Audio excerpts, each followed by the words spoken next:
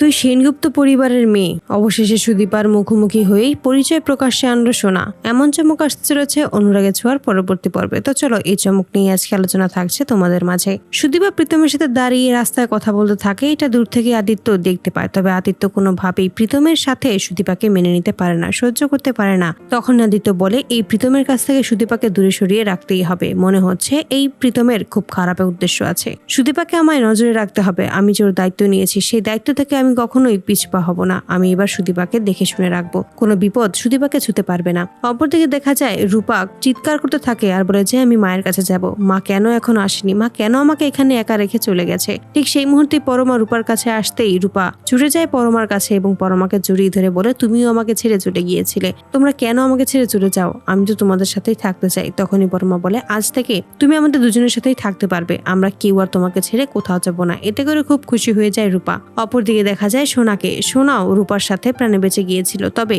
বেশ কিছুদিন চিকিৎসাধীন অবস্থায় থাকার পরে সুস্থ হয়ে কলকাতা ফিরে আসে সোনা। সেখানে এসে পুরো পরিবারের খোঁজ করতে থাকে, কারো খুঁজে পায় না সোনা। তখন হঠাৎ করেই রাস্তায় সুদীপাকে দেখতে পেয়ে ছুটে আসে সুদীপার কাছে এবং সুদীপাকে জড়িয়ে ধরে বলে তুই আমাদের সুদীপা, আমি তোকে ঠিক চিনতে পেরেছি। সুদীপা অপরিচিত একজনের কাছ থেকে নিজের নামটা শুনতে পেয়ে অবাক হয়ে যায়। সুদীপা জানিয়ে দেয় সে তাকে চেনে না। তখনই সোনা বলে আমি তোর মাসি। এতে করে অবাক হয়ে যায় সুদীপা। সুদীপা বলে যে আমার তো কোনো পরিবার নেই, আমার মাসি কিভাবে আসবে? তখনই সোনা বলে যে তোর সব আছে, তোর পুরো পরিবার রয়েছে, তবে একটা ভয়ঙ্কর ভূমিকম্পর কবলে তোর পুরো পরিবারটা পড়েছিল। সেখান থেকেই এখন আমাদের খুঁজে বের করতে হবে আমাদের পরিবারের সদস্যরা আর কোথায় আছে। তখন ধীরে ধীরে সোনা সমস্তটাই সুদীপাকে জানিয়ে দেয়। সুদীপাকে বলে তুই সেনগুপ্ত পরিবারের নাতনি, তুই দীপা সেনগুপ্তর নাতনি, তোর মা রূপা সেনগুপ্ত, তোর বংশ পরিচয় আছে। সমস্ত কিছুই যখন সুদীপাকে জানিয়ে দেয় তখনই সুদীপা অবাক হয়ে সোনার কথা শুনতে থাকে। আর এভাবেই সোনার সুদীপার পরিচয় প্রকাশ্যে আনে। তো বন্ধুরা তোমরা এটাই তো চাও যেন এভাবেই সুদীপার মুখোমুখি হয়ে শোনা যেন সুদীপার পরিচয় প্রকাশ্যে আনে।